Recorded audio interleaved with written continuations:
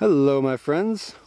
Well, if you watched our annual garden tour that we just made, thank you very much. Now I'm going to shift gears and talk about some of our perennial plantings. The food forest setup we have on a couple of our hillsides. I generally do the perennials and all the trees and shrubs anytime we have sloping ground. This is all going to be young food forest wherever it slopes, and then I'll save the flat ground mainly for annuals.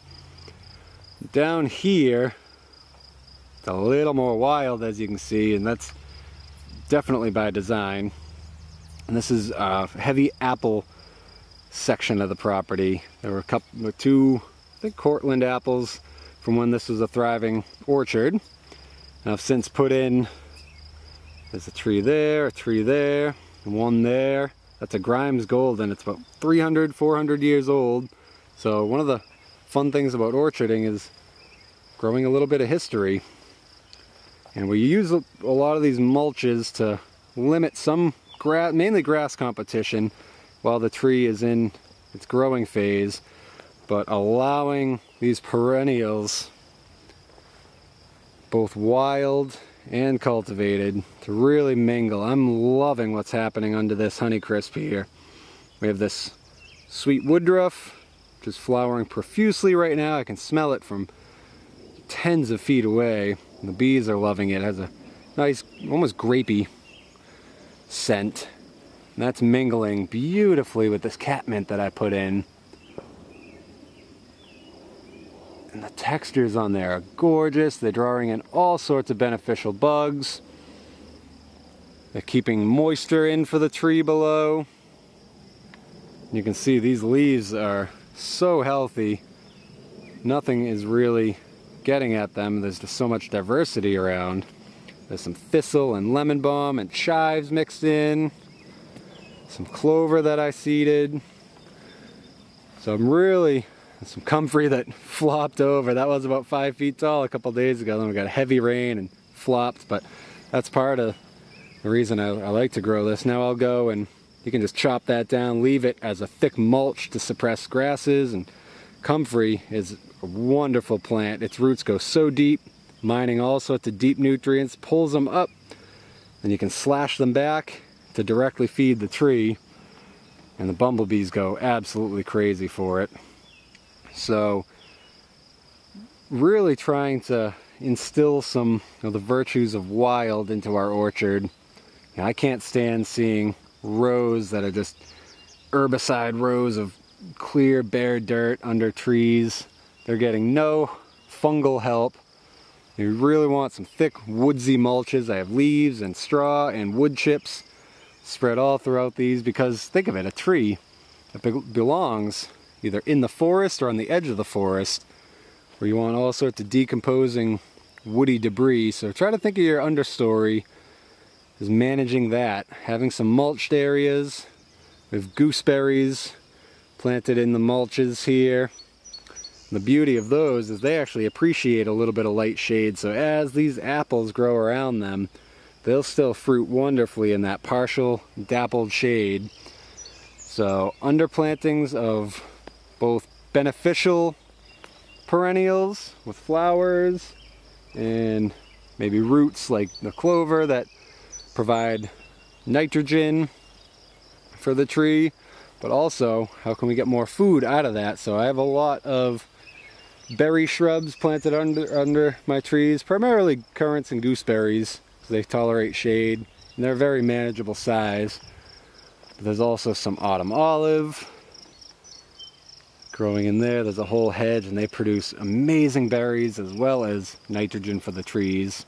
Some culinary herbs. We have some thyme and oregano growing in there. So it's really gives you some liberty to weave in some fun elements around these trees. And we have our peach here, our most mature peach. We have a few younger ones that were just planted, but this is amazing. We got one peach out of it last year, and if it wasn't the best tasting fruit on earth, then I don't know what was, because it was incredible. And again, with the budding guild, We have gooseberry, currants, more comfrey and chives. I try to plant those whenever I can. Excellent companion plants.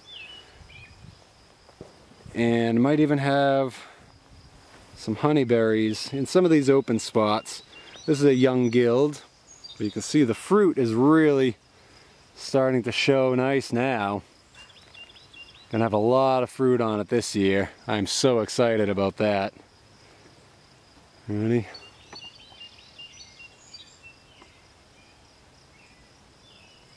Probably about 40 or 50 peaches on a 4-year-old tree.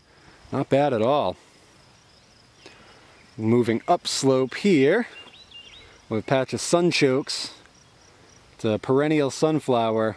It has a tuber, much like if you picture a carrot meets a potato. And you eat the tuber, they're incredible and such a hardy plant. If you let them get established first anyway. I think we harvested a little too many before they fully got established. So there's some patches in here, but they'll spread and fill that out, no problem. In fact, they're one of those plants that once you plant it somewhere, you're pretty much going to have it there. So don't plant it near your vegetable garden. It's strictly a perennial. I wouldn't even plant it too near any of the trees. It's a very, very aggressive plant, but beautiful too. That'll get probably about 9 or 10 feet tall by the end of the year, topped with gorgeous flowers, very late blooming flowers. So the bees appreciate that, and you get a root crop out of that. Some younger areas filling in here. We have a couple beach plum that are growing slowly, but they're doing their thing. I try to plant these, they're beach natives, so anywhere you have sandy soil, maybe even salty soil, near a roadway or driveway that might get salt in the winter. It doesn't here, but it is kind of sandy. Walnut that's seeded in, I may keep that, I may take it out. Hidden in here is a persimmon, hidden amongst this goldenrod, American persimmon. So some of these elements are pretty small, just coming into their own. We'll move on to a more established one here. I've been expanding this one as I can. It started out as just a little circle when we moved in, and then as we've gotten mulch, mainly free from tree companies, I've been able to really expand. On the downhill side here, where it really drops, we have a hedge of goji berries that these two original shrubs are growing so well now. And then what we do, we actually, when we prune these, instead of just burning the prunings, they root so easily, same with gooseberries, currants, and elderberries, that if you just stick a branch in the soil anytime they're dormant, like we did here, we have baby gooseberries showing up. So this is going to be a whole hedge holding in the soil here to prevent erosion. And we were even picking those, I think almost to the new year last year. It was midway through December, and the berries are still clinging on. We have a ground cover of strawberries in some places.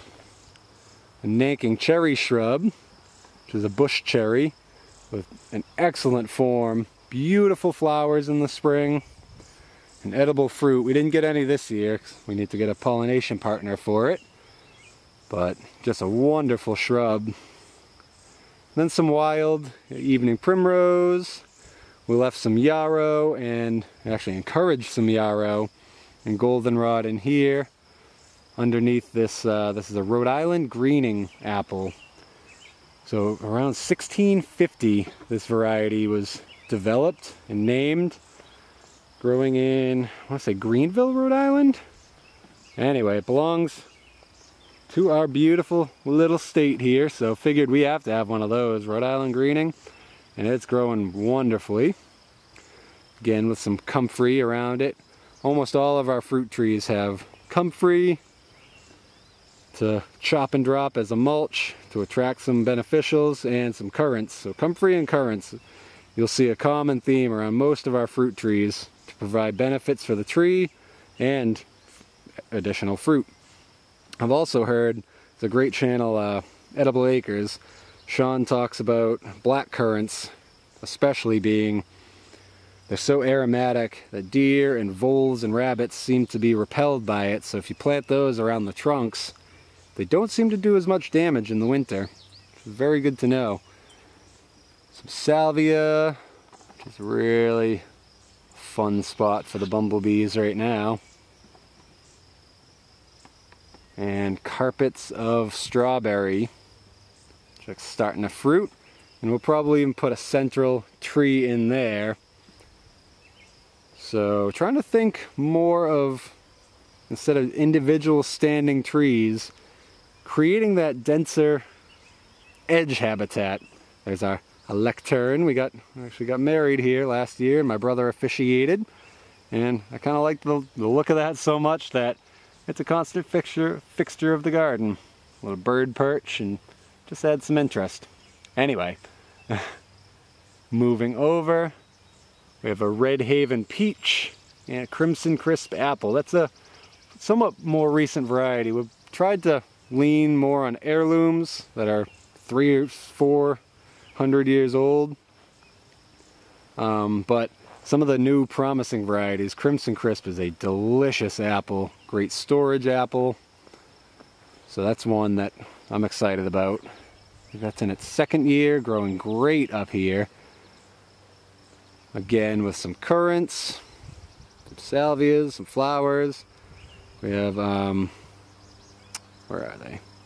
Ah yes, a false indigo here, fixing nitrogen. There's one on the edge here too, to provide nitrogen to the peach and the apple. And then I ended the annual garden bed video on this because right now it has butternut squash and sugar pumpkins in it. But the plan is to make this probably a chestnut guild.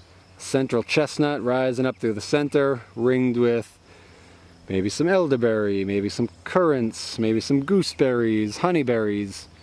The options are open. Probably things that you can take cuttings of very easily. That saves a lot of money. You can just, I have to prune my gooseberries anyway, so might as well stick them in there and start new plants. So that's this uphill side, and that's just what we've cultivated. I mean, you could expand the perennial patch to all these black walnuts that are here and the autumn olives around. I mean, we get fruit and nuts from all of those. There's black raspberry along here, there's grape along here. So really, try to also use what's already there instead of ripping everything out. We get rid of a lot of, poison ivy and bittersweet, but if you have some elements that don't need to be yanked out, why not keep them and see if they can be useful? This is a tree that's most certainly not going anywhere. An old mulberry with these low branches that they're pretty much asking to be picked. I mean, these branches are on the ground. Their fruit isn't even ripe yet. It produces tens of thousands of fruit every year. There's plenty for us, plenty for the birds, plenty for the groundhog and squirrels that live in that shed behind it. So really, it's not a lot of fighting for these. There's plenty to go around. I love this tree. We still have berries in the freezer from last year. Right when we finish those up, these will be ripening up, setting next year's fruit. Beautiful giving tree. Now under this grandmother maple that we have next to our house, I'm establishing rows of hazelnuts. So these are some of the more established hazelnut shrubs we have. They're pretty shade tolerant too. They produce best in full sun, and they'll get plenty of that here. So we have some that are kind of in a mixed understory setting. They'll get some shade, and then some that are going to be along our driveway in full sun, lining our driveway. It's going to be gorgeous. But here, they're more in their natural setting, like they would be under some trees in the woods. And all along this mulched path, on the other side too, there are baby hazelnuts strewn around there. So I'm excited about that. Another great shrub to think about putting into some of these areas. Now this is starting to come into its own, this area here. This was, when we moved in, a tangle of bittersweet and poison ivy, maple that was completely hollow in the center. In fact, we've actually planted a blueberry in the middle of it. It's doing great, and this is becoming a whole blueberry zone here. Some poppies and chives, another Nanking cherry and some flowers, and trying to do the stonework again. Little Coosa dogwood. So any of the challenging areas that we face, things that would just get crowded out if we tried to do annuals there, or cause erosion if it was a sloped ground, we've been doing perennials. So as that slopes down, it's perennial, perennial, perennial, and it flattens out here. Probably put some more annual beds in this nice flat spot here, because we're running out of good annual space. So it's always some projects.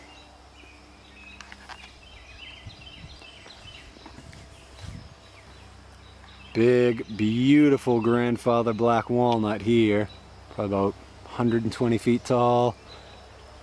And then underneath, one of the nicest companions for black walnuts are black raspberries.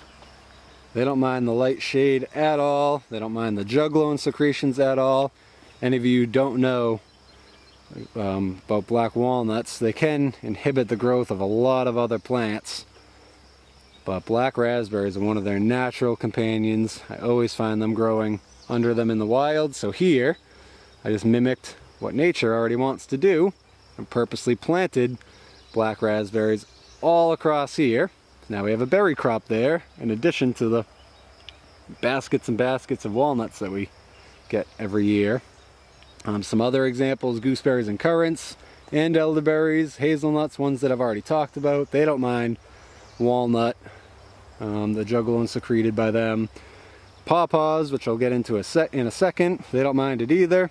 So I'm probably going to put a mix of some of those going up and down this slope. And again, the sloping ground, anywhere there might be erosion, if we were to dig a annual garden bed there, get a heavy rain, and that loose soil is just going to wash down. So we save our annual beds for this flat ground, and as it starts sloping, we just mulch it, plant trees and shrubs that are just going to be there for the long haul, holding the hill in with their roots. So this is pretty young, just getting established here, but some of them are growing great. This, the bubblegum plum, this tall one here, the South Dakota plum, and these are all underplanted with gooseberry and currants. Some lovage, and a black Oxford apple. It's a rare Maine heirloom. Excited for that. And as we go over here, you can't really see it, but there's another American persimmon. So as those fill out, this will start to look more like a young forest rather than a bare hillside. In each of these terraces, there's going to be some dogwoods up on the top, some Coosa dogwood, which are edible, Cornelian cherry dogwood, edible. In here, I'm probably going to fill out, there's a Roxbury russet apple. This is the first named variety of an American apple way back in the 1600s, named for Roxbury, Massachusetts. It's another local historic heirloom. I love growing history. It's really, really cool. And a peach over there, which I planted. This is a south-facing hill. Normally you wouldn't want to plant anything like a peach there because they bloom so early. But that's one called Intrepid, which is supposed to bloom quite a bit later and be a lot cold hardier. So even if it wakes up too early, this is kind of a little experiment. We'll see what you do there, buddy. And we'll gradually fill out all these as we go. some flowers planted along here. I think Jenna put in some hollyhocks. It's going to be some autumn olives. So anywhere you have tough, maybe challenging terrain here, I love to do terraces to help slow the water down and just anchor them with strong perennial roots. This is another area. I haven't sketched it out completely yet, but it's going to be a kind of, you have the natural woodland edge here, and then I'm going to build a second edge. Anyone into permaculture will likely know of the edge effect, how the more edge you can create, the more habitat you can create, the more diversity you create. It's just going to benefit everything in the long haul. So this is going to be one of our keystone species here, the chestnut. So eventually this is going to be one of the main elements of this area. Beautiful tree, it's growing great. There's a mulberry next to it. So eventually those are going to compete, but they can live quite happily for a while. And as we get more cuttings and resources, this will be all filled out. I'm thinking maybe some pawpaws. This is where it's starting to get nice and wet and rich. So things that like that, pawpaws, we have some elderberry down here. I try to keep things in their natural habitat. So I'll look up, say with elderberry, they love, you know, not wet swampy ground, but they like it where it's consistently rich and moist with a lot of organic matter. So they're a natural if you have, you know, more rich bottomland parts of the yard. If you planted them up where it's dry and sandy, they wouldn't do nearly as well. And same with vice versa. If you planted something that loves dry and sandy down here, they wouldn't do nearly as well. So one of the key principles of permaculture is tying everything into its natural habitat. So I try to do as much of that as I can.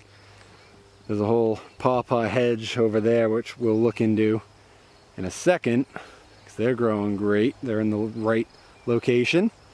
But first, really quick, I've been doing a lot of guild building around this massive apple tree. This is probably put in when the original orchard was planted here in the early 1900s. This is about 100, maybe 120-year-old apple. Not entirely sure what the variety is, but I can tell you it is incredible. It eats so well, it grows so well. There's no real insect problems, no real disease problems. I did have to clear out, there's a lot of poison ivy when we moved in that was filling out this whole bottom area. So by clearing that out, I've exposed this whole underside to light. And I haven't got to the point of putting in a lot of fruit yet. This will transition mostly to fruiting shrubs, but we have a lot of flowers, in this case valerian. It attracts a lot of good beneficials, as well as being a good medicinal sleep aid. So if you have problems with insomnia, as I sometimes do, this is one of the best natural remedies of that. Yarrow. This is a great wound healer. Oh, I should have mentioned that about all the comfrey that we were seeing. That is probably the most famous wound healer. If you just make a poultice of that, it can even set broken bones almost too well. If you have a dislocated bone and you put comfrey on it, it can actually, I've heard stories of it setting your dislocated bones in the wrong spot. So you have to make sure everything's set in the right space, in the right place first.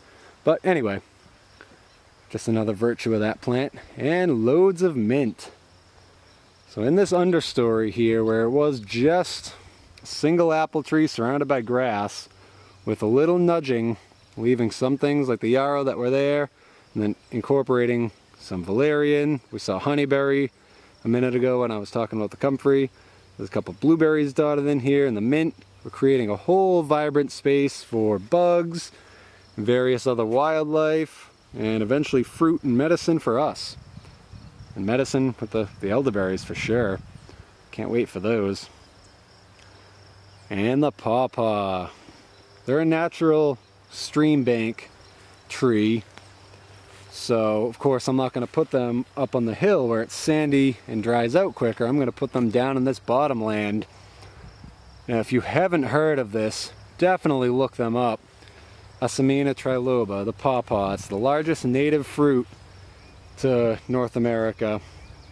And every single other member of its species is tropical in origin, except for this one. It's temperate. But it retains some of those characteristics, both in its look, these big leaves, but its flavor too. It tastes, you'll often hear it compared to banana with mango and pineapple. And yes, that can get you on the right track as far as anticipating what it's going to be like, but really, until you have one, you'll never quite know. That first pawpaw, I remember someone brought one in for me that I know from work, and oh, it is incredible. So I highly recommend trying to seek them out if you can. Seems like there's more interest in them now. They're another juggalo intolerant tree, so if you have trouble around black walnuts, I recommend that. And as you can see, we have this entire tree line as walnut. We have the big grandfather walnut here, and a whole wildflower patch here. If anyone needs mugwort, let us know. We have a lot of mugwort, a lot of asters and goldenrod. That's actually over our septic leach field, so not really going to grow too much there, so we'll let that just be a wildflower garden. It's a haven for the praying mantises, the spiders, the butterflies, the bees. Another walnut. So we are loaded with walnut here, so you have to be a little clever in what you grow, and a lot of that is going to be research you can look up online, but I also love to see what chooses to grow under walnut just on its own. And here we have another type of bramble. This is actually a wineberry. I remember coming across these in my brother and my sister-in-law's old place. They had them growing wild. I fell in love with them, so I was very excited to find them here growing under this black walnut. So you know that's one that will choose to be under there. And we'll keep on going to the main pear orchard. Go through this path here. Now the pears have been both great and a little finicky. I'll show you what I mean. I'll go to this tree first. This is one of my favorites, both in flavor and form. This is a Seckel pear, and it has such a pleasing form, nice branch structure, good crotch angles on the branches, and it's just sturdy. And again, we're underplanted with comfrey. I've been slashing those back to act as a mulch, drops loads of calcium around the tree. We're filling in here with some currants and gooseberries. I have an Asian pear there, which is also looking nice. It's a lot younger. And a Bosc pear a little further down. But I've been having some issues, and if anyone else has had these with some pears, let me know. Because these ones are doing the complete opposite from the Seckel, and just in general what a good fruit tree should do. Usually the branches are gonna come out and angle up, especially in a pear. They're usually very erect and vertical, and so many of these branches just growing down. The leaves are healthy, but there's just too much weight on them. They're growing too long and they can't keep up with themselves, and they're just drooping down. So I've been trying to stake them up, stiffen them up with pruning, but it's kind of been a little bit of a battle on some of those. That's why you get a tree like this, you appreciate that for sure. This is one called a Magnus pear, which is doing the same thing, a little bit of flopping, so I might do some summer pruning, ease some of the weight off, but we'll see. And a little blueberry patch, again working with natural habitat thinking. This is where it really drops down to some of the wetter areas, but I've built them up onto a little hill the way they'll position themselves in nature. You'll see them growing next to a wetland or a bog, but always up on a little hummock or a hill of vegetation where they get good drainage, but still they can wick some nice moisture up. So this is one of our main blueberry patches. Still young, still coming into their own. And surrounded by some wild mulberries, a lot of blackberry that just finished up flowering in this hedge. Really trying to both work with what's already there and weave in some of our own plantings in the right spots. You have to always think about the right context. Where does this plant really want to be? And how can we give it those conditions to the best of our ability? There's another blueberry patch here that we just mulched. And we're going to do a little finishing up. Probably one of my favorite fruits, definitely one of my favorite fruits. We have a lot of other areas that aren't planted yet that we have ideas about, but they're bare now. I'm not going to show you those. But raspberries finally really starting to get established here.